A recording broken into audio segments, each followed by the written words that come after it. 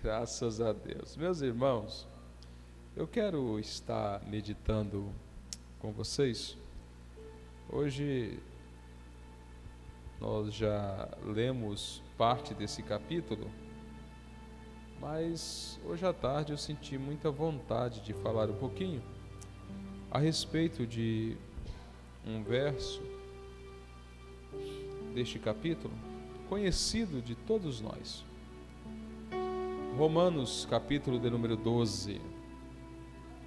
Romanos, capítulo de número 12. Nós já lemos do verso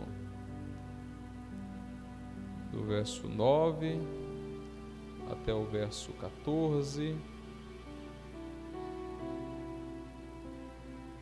Romanos, capítulo de número 12, versículo de número 2. Graças a Deus. É um texto bem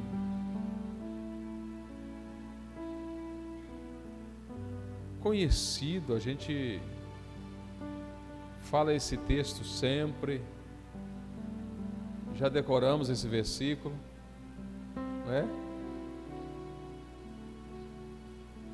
E hoje nós vamos falar algo aos irmãos, não é algo novo, mas é algo necessário para que a gente continue avançando. Nós falamos aqui no último culto que nós tivemos sobre as muitas dificuldades que nós estamos enfrentando nesses últimos tempos. E essas dificuldades, na verdade, são prenúncios da volta do nosso Cristo. Temos a convicção de que Jesus está voltando para buscar a sua igreja. E precisamos desenvolver o mesmo sentimento que havia na igreja primitiva. Percebam que na igreja primitiva, no início da igreja do Senhor Jesus, logo após a sua morte, a sua ressurreição e a sua ascensão, os irmãos estavam tão empolgados, tão desejosos com a volta de Cristo, que eles vendiam as suas propriedades, depositavam os valores aos pés dos apóstolos, para que os apóstolos pudessem gerenciar aquelas finanças, ajudando os menos favorecidos, ajudando as viúvas, porque a intensidade do poder de Deus era tão grande na vida daquele povo que eles se desprenderam dos bens materiais, porque existia neles a expectativa de que o arrebatamento da igreja aconteceria naqueles dias, e isso foi de suma importância para o crescimento da igreja, para a expansão do reino de Deus, da igreja de Jesus Cristo, naquele tempo. Isso precisa mexer com a gente, precisa mexer, porque existia um sentimento tão forte no coração daquele povo, que os bens materiais para eles eram insignificantes. Eu acredito que eles estavam encaixados em Mateus capítulo 6, na oração que Jesus ensina, o Pai Nosso que estás nos céus, santificado seja o teu nome, venha a nós o teu reino. Eles estavam encaixados dentro dessa oração de Jesus. E hoje nós precisamos buscar desenvolver em nós esse sentimento. Mas por que nós precisamos buscar desenvolver em nós? É porque quem abre a porta somos nós. O Espírito Santo jamais vai abrir a porta, porque isso é uma tarefa humana. Isso é tarefa nossa. Ele não vai abrir a porta, ele vai bater na porta. E nós vamos abrir a porta. Uma vez a porta aberta, Ele vai entrar. E aí nós vamos ter o sentimento da igreja primitiva. Nós não vamos ficar apegados às coisas terrenas. Nós não vamos ficar apegados às situações, porque nós estaremos aguardando o arrebatamento da igreja a qualquer hora. O arrebatamento da igreja é algo que vai acontecer. O arrebatamento da igreja é algo que está para acontecer. O arrebatamento da igreja vai acontecer. Esses irmãos da igreja primitiva, eles estavam desejosos, irmão Wagner. E é tão interessante que a igreja estava com tanta intimidade com o Espírito Santo, que um casal vendeu a sua propriedade e levou aos pés dos apóstolos o dinheiro da fazenda. Mas eles faltaram com a verdade. Quando o homem chegou para depositar, ele faltou com a verdade e logo caiu morto. Enquanto estavam tirando aquele homem da presença dos apóstolos, a mulher entrou e cometeu o mesmo erro. Morreu também. A presença do Senhor era intensa naquele lugar. Era algo maravilhoso. Nós precisamos abrir a porta do nosso coração para que Ele faça exatamente aquilo que Ele precisa fazer. O nosso coração está endurecido. O nosso coração está endurecido.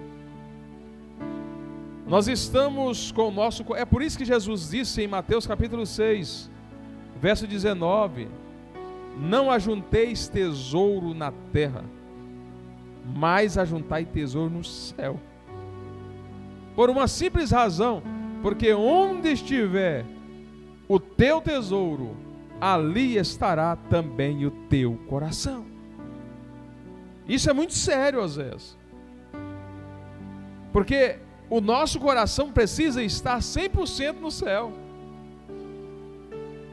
O nosso coração precisa estar 100% na eternidade.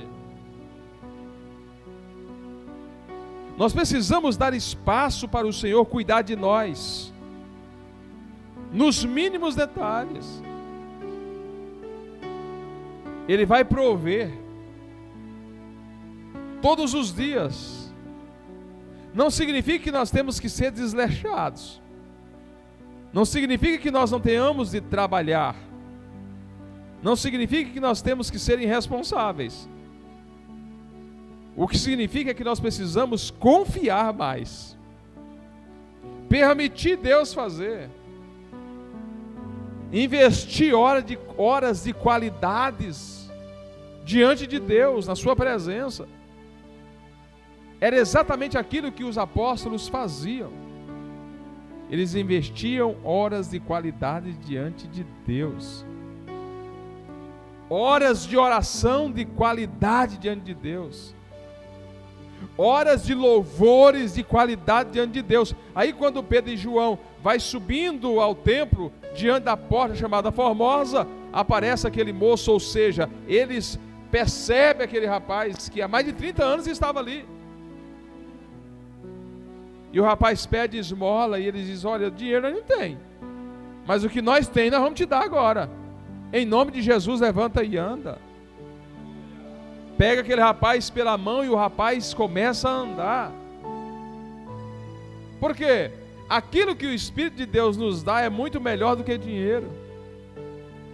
O dinheiro que eles poderiam ofertar na vida daquele rapaz que era coxo, serviria para ele comprar a próxima refeição.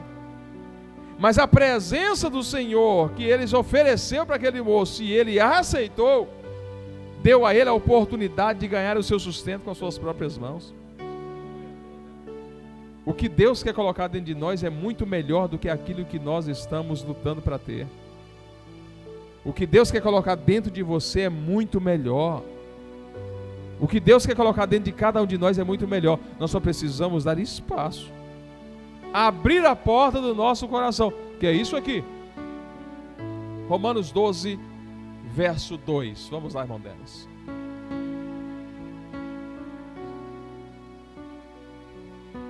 E não vos conformeis com este mundo. Essa versão corrigida e fiel. E não sedes conformados com este mundo. Deixa eu ler essa aqui que eu acho melhor. E não vos conformeis com este mundo, mas, agora essa aí, nessa parte é melhor, mas sedes transformados pela renovação do vosso entendimento. Vamos pensar um pouco aqui. E não vos conformeis com este mundo,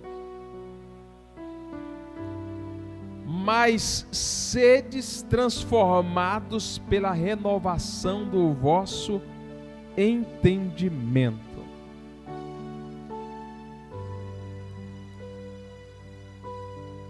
Qual que é a nossa ação nesse texto? A nossa ação é não conformar. O não conformar vai gerar em mim transformação na mente, por meio da palavra. Lembra do texto que nós lemos no último culto?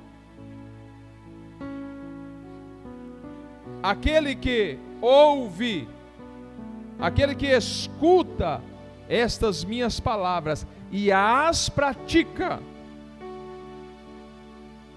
é o que Paulo está falando aqui. O não conformar com este mundo é estar buscando a palavra e praticando a palavra. Quando eu estou conformando com o mundo, quando eu estou fazendo aquilo que o mundo propõe, quando eu estou indo de acordo com o fluxo, eu estou lendo a palavra, mas não estou praticando a palavra. Então não vai haver transformação na minha mente. Não vai haver mudanças nos meus pensamentos. Pastor, então o que é que eu tenho que fazer? Eu preciso me posicionar. Presta atenção aqui. Eu preciso me posicionar diante daquilo que o mundo me propõe. Mas eu preciso buscar na palavra de Deus esse não conformismo com o mundo. Eu preciso buscar na palavra para que ela me dê a sustentação para resistir àquilo que o mundo está me propondo. Naturalmente a minha mente vai sendo transformada. Por quê? Porque existem alguns passos importantíssimos aqui que eu preciso observar. Paulo, quando ele está escrevendo esse versículo, claro que do seu tempo ele está escrevendo uma carta, mas aqui, nesse versículo, observe,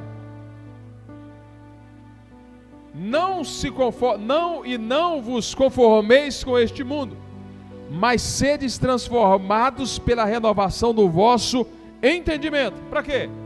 Para que experimenteis qual seja a boa, a agradável e a perfeita.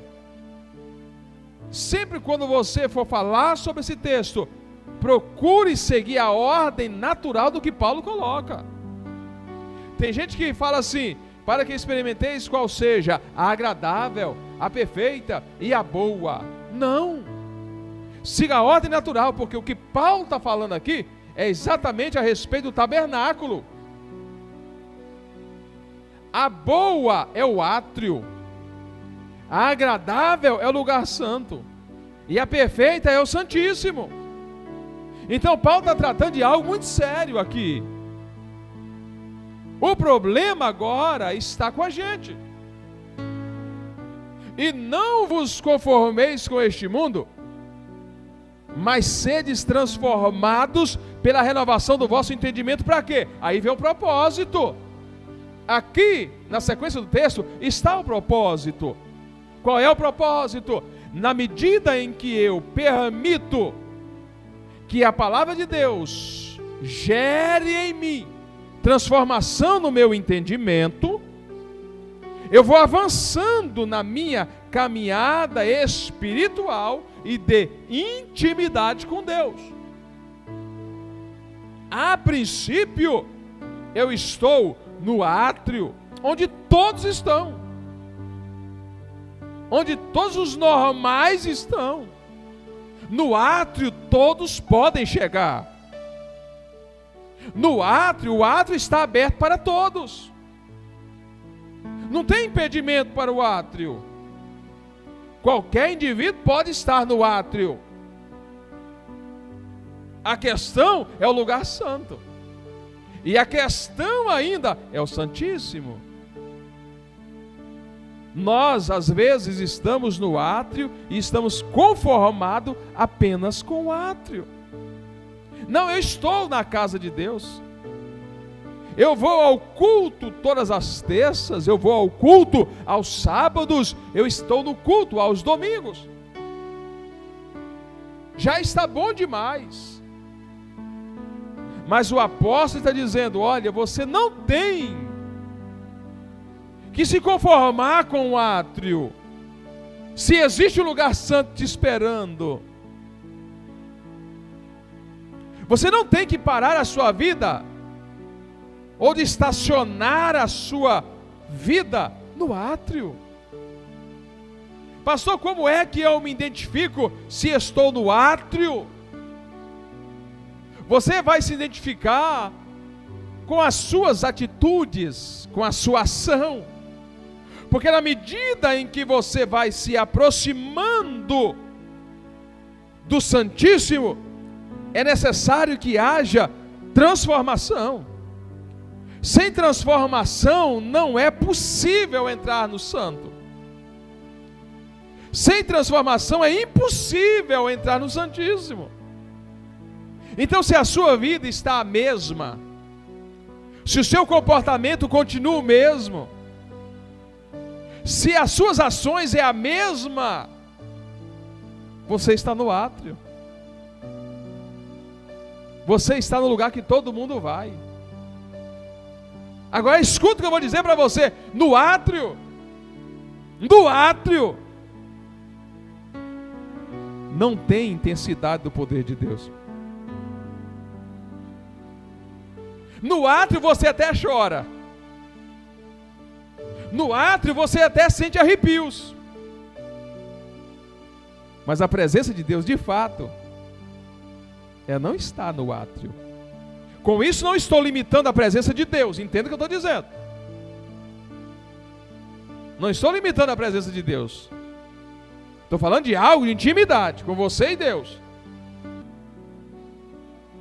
É necessário que haja transformação no comportamento. Se a palavra de Deus não está transformando as minhas atitudes, se a palavra de Deus não está mudando a minha forma de ser, o problema não é a palavra, o problema sou eu.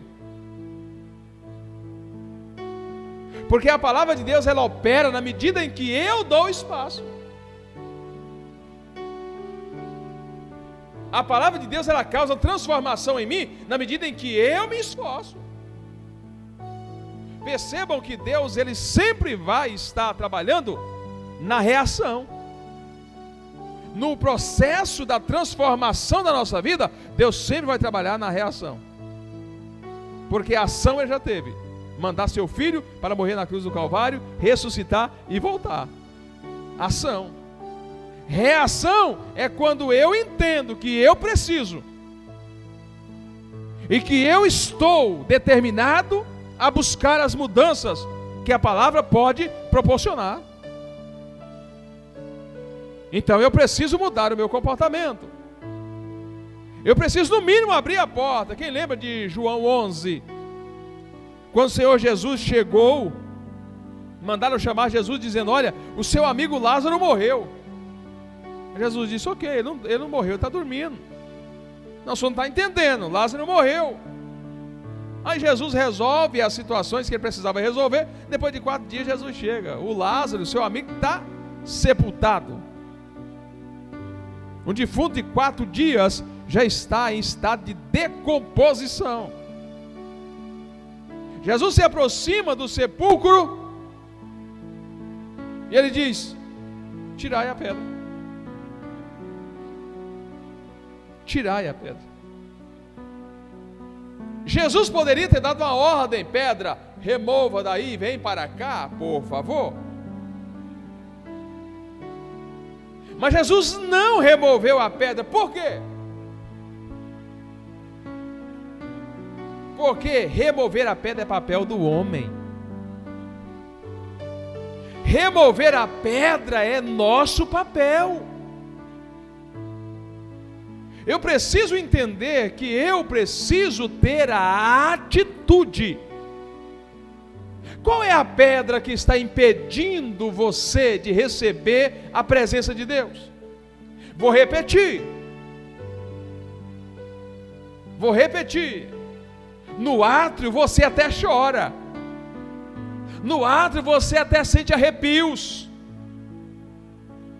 No átrio você até sente alguma coisa.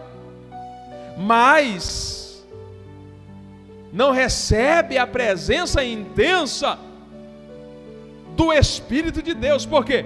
Porque você precisa remover a pedra. Tem gente que é duro, coração duro, não consegue perdoar, não consegue deixar para lá. Tem gente que a ignorância, ela domina o seu ser. Eu estou dizendo a ignorância de ser bravo e a ignorância de ser ignorante, de não entender o que Deus está falando, ou de entender o que Deus está falando, mas não abre a porta. Se Deus quiser, Deus me transforma. Não, eu estou em paz. Eu estou em paz. Qual é o nome daquele homem da Bíblia lá em Gênesis que alguém pisou no pé dele? Acho que é Lameque. Alguém pisou no pé dele, você foi lá e matou. Chegou lá e contou para as esposas: olha, eu matei um homem lá porque ele pisou no meu pé. Eu preciso entender que o meu coração é uma terra, que ela é cercada, e sou eu que abro a porta para a ação divina no meu coração, para que haja um progresso espiritual na minha vida. Qual é a porta que está impedindo o agir de Deus na sua vida?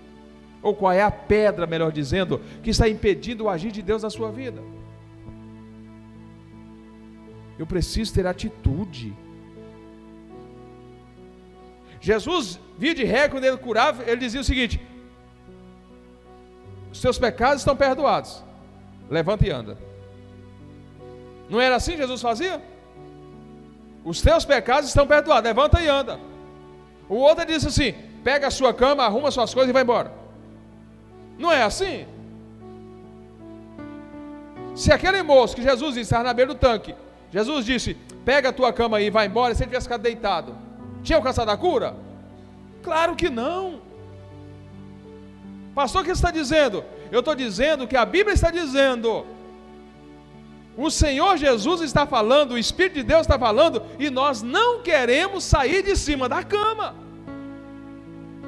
Nós não queremos remover a pedra para a ação divina.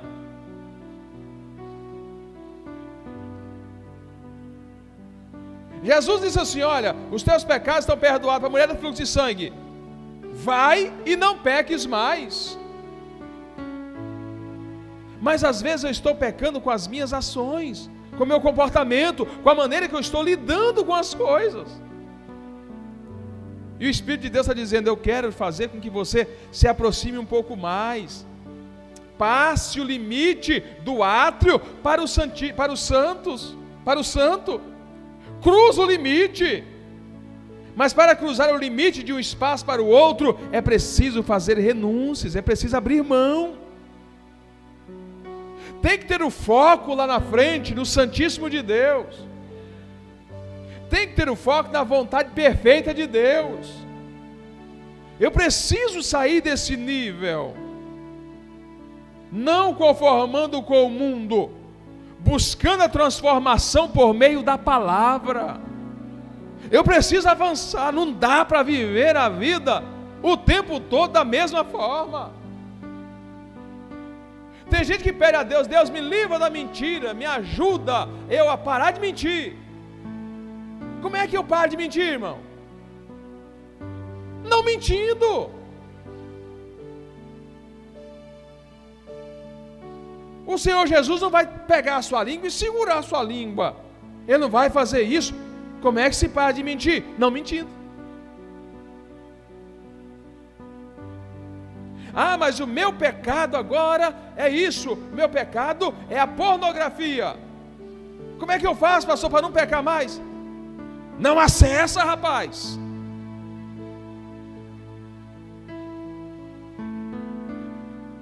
Pastor, mas não é fácil. Quem disse que é fácil? Jesus disse em Mateus capítulo 16, se não me falha a memória, verso 19: quem quiser ser meu discípulo, renuncie-se a si mesmo, tome a sua cruz e siga-me. Que cruz é essa? É a cruz da nossa vontade própria. Renuncie às suas próprias vontades e faça a vontade de Cristo. E você vai ver o que vai acontecer com a sua vida. Vai ter uma mudança radical. Eu sempre costumo dizer o seguinte, irmã Cibele: nós só precisamos de uma palavra da parte de Deus direcionada para a nossa vida.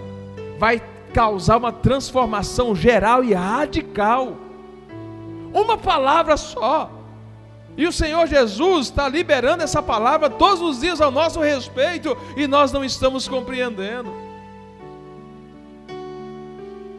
Essa noite eu quero convidar você a sair do átrio, a dar o próximo passo, a entrar no Santo dos Santos, a sair da mesmice, a deixar esse coração que às vezes está armazenando coisas ruins, coisas que afastam a gente de Deus.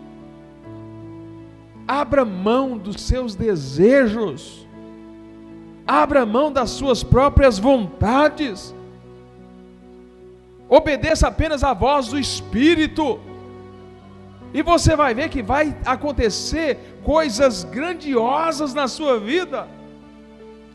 Jesus está voltando para buscar a sua igreja, e Ele tem urgência em usar a sua vida para resgate de outras pessoas. Eu não sei se vocês sabem, pastor não gera ovelha. Quem gera ovelha é a ovelha. Não significa que o pastor não tem que evangelizar, mas significa dizer que a responsabilidade da igreja é muito grande, no que tange a evangelização e a ganhar almas, a resgatar vidas. Como é que eu entendo que Jesus está comigo e que algo novo está acontecendo na minha vida? É quando eu começo a gerar. É quando eu começo a gerar. Quando eu começo a perceber que alguém está sendo transformado através das palavras que eu estou falando.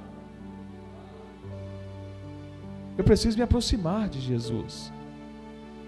Mas não há possibilidade, irmão Wagner, de aproximação se eu não deixar as coisas velhas para trás. Eu preciso abrir mão. O problema nosso é que a gente desiste muito fácil. A gente desiste muito fácil. A gente faz planos para orar. Vou fazer aqui um cronograma de oração. Eu começo a orar 1 semana, 2 semanas, 3 semanas, chego arrastado, não consigo concluir a 4ª. Faço alguns compromissos com Deus e não consigo honrar, porque eu desisto. Quando a gente insiste, irmão Zenaldo, não tem como dar errado. Quem lembra de Daniel? Daniel orando na beira do rio, 21 dias clamando a Deus. Quando o anjo chega com a vitória, o que o anjo disse? Desde o primeiro dia, Daniel, desde o primeiro dia, a sua oração foi ouvida e respondida. O problema não foi a sua oração chegar lá, o problema foi o príncipe da Pérsia que travou o trânsito e não permitiu que eu chegasse para trazer a sua resposta. Precisou de Deus, através da sua insistência, mandar Miguel para abrir caminho. O que eu estou querendo dizer para vocês? É muito importante que você persista, que você continue, não desista com tanta facilidade, avance. Sai daqui hoje na sua cabeça um pensamento formatado: eu não posso permanecer no átrio. No átrio todo mundo está. Eu preciso ir para o Santo dos Santos. Eu preciso chegar ao Santíssimo. Eu tenho que avançar. Quando a gente vai se aproximando de Deus, a glória de Deus reflete em nós e mostra para nós a nossa impureza, a nossa imperfeição. Quanto mais eu oro, mais eu vejo que sou sedento de Deus. Quanto mais eu mergulho na presença de Deus, mais eu percebo que sou pecador. Quanto mais eu leio a Bíblia, quanto mais eu dedico na oração, na leitura da palavra e na meditação da palavra de Deus, mais eu entendo que eu sou miserável. Aconteceu isso com Isaías no capítulo 6, o livro que leva o seu nome. No ano em que morreu o rei Uzias, eu vi o Senhor assentado sobre o seu alto sublime trono. Quando ele vê isso, ele diz: ai de mim que vou perecendo. Por que ele viu isso? Quanto mais a gente se aproxima, se você está no átrio e você trabalha duro para ir para os santos dos santos, cada vez que você dá um passo, você percebe que você é pecador, que você não merece estar ali. E se você está ali, porque a graça de Deus te deu a oportunidade, a graça de Deus te resgatou e te colocou lá. Mas eu preciso ter uma mente sarada. Eu preciso ter uma mente sarada. É por isso que o apóstolo Paulo está dizendo: não conforme com o mundo, busque a transformação por meio da palavra. Aí vamos lá. Nós estamos conformando com o mundo com muitas coisas. O inimigo da nossa alma é tão maligno. O diabo, ele é tão Satanás, que ele trabalha a longo prazo. E ele tem um trunfo: o miserável é eterno. E além de ser eterno, ele é espírito. Ele não precisa de dormir, ele não precisa descansar. O descanso é para nós que temos corpo. Para ele que é espírito, não há necessidade de descanso, não há necessidade de dormir. E o que ele faz? Organiza estratégias para fazer com que as coisas que é erradas se tornem certas. Tem um presidente por aí que diz que você deve fazer uma narrativa tão bem feita, a sua mentira tem que ser tão bem feita, que ela passa a ser verdade na cabeça daqueles que te ouvem. Quem já ouviu isso aqui? Eu creio que todos. O que o diabo faz? Ele organiza uma narrativa tão bem feita e vai falando aquilo e colocando aquilo na mente das pessoas todos os dias. E o que é errado passa a ser certo na cabeça das pessoas. As coisas que estão na contramão passa a estar na mão, a favor, por causa da narrativa e da repetição.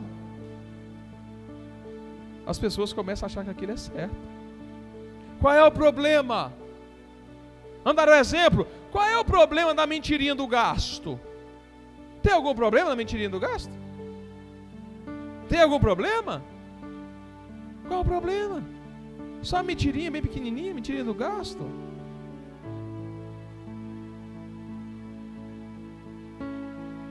O diabo vai colocando isso na cabeça das pessoas.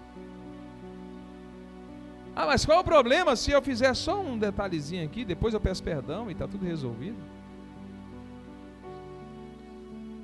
Ah, qual é o problema do marido não está sentindo muito prazer com a sua esposa? Qual é o problema dele ir lá fora e descarregar suas energias, depois volta resolvido as coisas? Qual é o problema?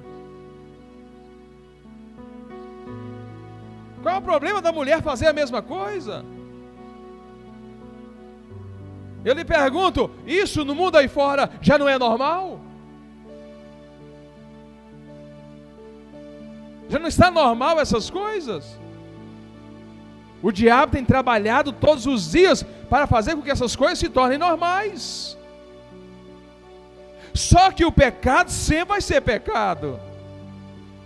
O pecado foi pecado no início, o pecado continua sendo pecado hoje. Não houve nenhum tipo de mudanças na mente de Deus. Pecado é pecado. Mas o inimigo ilude a mente das pessoas para que aquilo que é errado passe a ser certo.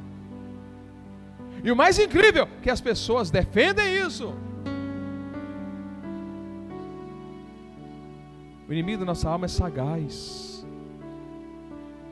Mas eu não posso me conformar de estar o tempo todo no átrio. Eu preciso avançar. Eu finalizo agora fazendo uma pergunta para você. Tem quanto tempo que você está nessa posição que você está? Tem quantos anos que você está exatamente onde você está? Qual foi a última vez que você teve uma experiência com Deus? Qual foi a última vez que você foi para o seu quarto, fechou a porta? Diga-se de passagem, nós estamos em uma época em que nós precisamos entrar no nosso quarto, fechar a nossa porta. Qual foi a última vez que você entrou no seu quarto, dobrou o seu joelho, ou sentou na sua cadeira, na sua poltrona, e colocou outra do lado, simplesmente para fazer uma ilustração, dizendo: Espírito Santo, senta aqui do meu lado, vamos conversar um pouquinho? Qual foi a última vez que você trocou umas palavras com o Espírito Santo e ele respondeu para você? Qual foi a última vez que você ouviu o sussurrar do Espírito nos seus ouvidos, na sua mente, no seu coração? Qual foi a última vez? Os nossos olhos estão nessas coisas perecíveis. Os nossos olhos estão fixados em coisas terrenas. Os nossos olhos, o nosso coração está dedicando a sua energia em coisas que perecem, em problemas do dia a dia, em uma falta de perdão, em uma demonstração de amor, de carinho para com outros. Nós estamos dedicando energia nessas coisas. Mas a pergunta é: qual foi a última vez que nós tivemos um bate-papo com o Senhor? Vir à igreja é maravilhoso, nós ouvimos a palavra de Deus, nós cultuamos, nós nos alegramos, comungamos a nossa fé. Mas na sua intimidade, qual foi a última vez que você ouviu a voz do Espírito Santo falando com você?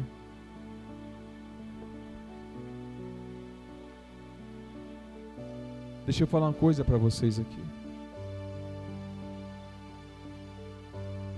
Nós não podemos nos enganar.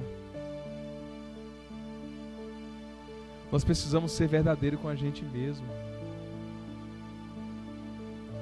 Será que realmente nós estamos tendo intimidade com Deus? Será que nós estamos investindo tempo de qualidade nesse relacionamento? Será que estamos? Será que estamos investindo tempo de qualidade nesse relacionamento? Para eu manter o meu casamento, eu preciso investir tempo de qualidade na minha esposa. Eu preciso investir na minha esposa. Eu preciso investir em roupas. Eu preciso investir no cabelo. Eu preciso investir na pele.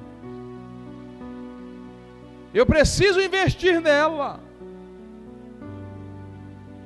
Eu não posso deixar a minha esposa andar de qualquer maneira. Eu preciso de vez ou outra parar para ouvir a minha esposa, conversar com ela. Quando ela me liga, eu preciso atender. Eu tenho que saber o que é que está acontecendo com ela, quais são os sentimentos que ela está tendo. Eu preciso fazer esse investimento no meu casamento, preciso investir nos meus filhos. Eu invisto na educação, invisto no relacionamento, invisto em conversas, em aconselhamento, invisto oração. Mas a pergunta é: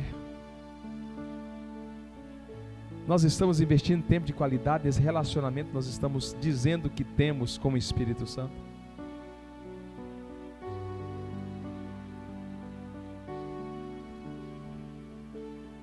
Você ouviu a voz do Espírito Santo hoje antes de vir para a igreja? Você sentiu o seu coração ardendo como aqueles dois que estavam indo a caminho de Emaús?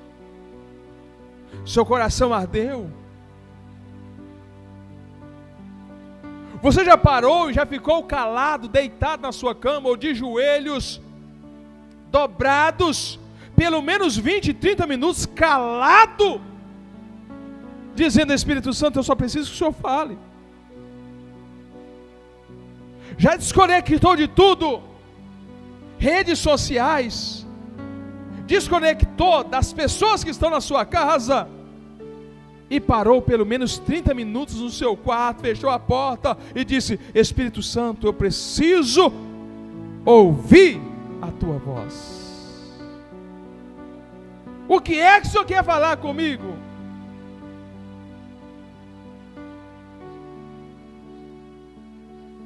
Nós não vamos avançar para o próximo nível se nós não tivermos um relacionamento de intimidade com o Espírito Santo. Eu finalizo dizendo para você o seguinte: muda a postura, muda a sua postura, anda diferente, caminhe diferente, fale diferente, tenha postura diferente, busque a sua postura na palavra de Deus, ame mais, se dedique mais, perdoe mais, se entregue mais,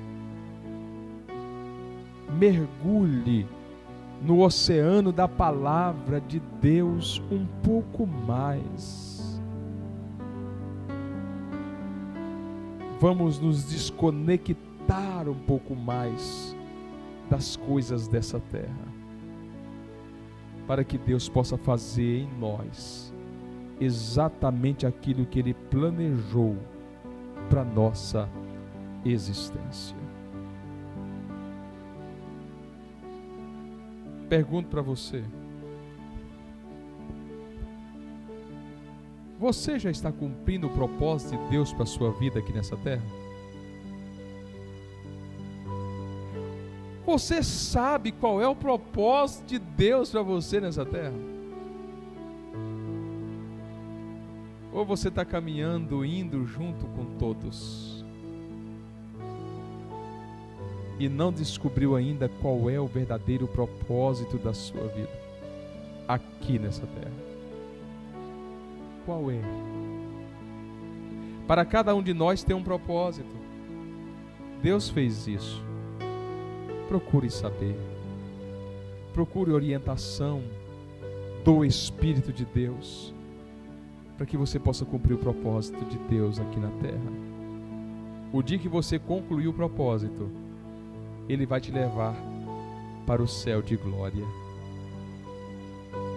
Ele vai te levar para o céu de glória. Ele vai nos levar para o céu de glória. Lá é o nosso lugar. O céu foi feito para nós. Jesus diz: olha, não fique com o coração perturbado. Na casa de meu Pai há muitas moradas. Se não fosse assim, eu vos teria dito. Tem morada para nós lá. E a Bíblia diz que o inferno foi preparado para o diabo e seus anjos. Não foi preparado para o homem. O que foi preparado para o homem foi o céu.